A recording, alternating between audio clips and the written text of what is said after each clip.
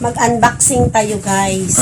So, dumating na yung order ko. Galing po ito sa TikTok ha.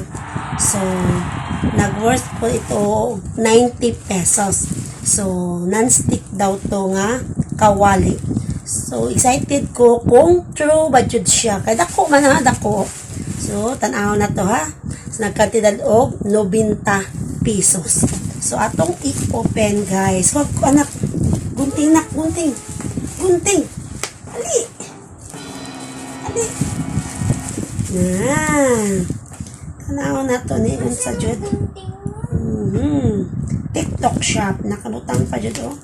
TikTok shop. Iyoy. Barangay Manila. Okay. Ano? Excited na ko nga maablihan. Okay.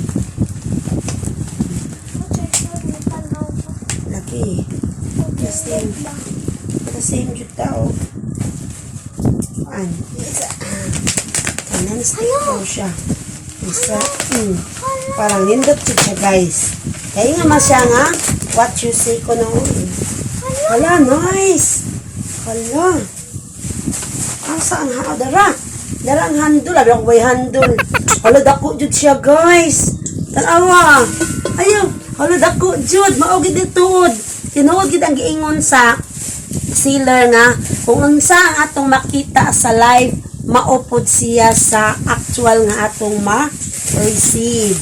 Hala ka nice man di dako jud siya oh. Wow! Tinuod jud siya ang 90 pesos, dako jud siya 90 pesos. Hala legit gid ang TikTok no. Hala ka. Ang ganahan kay ko guys, excited ay ko ani mo luto kung nanakoy burner. Thank you guys.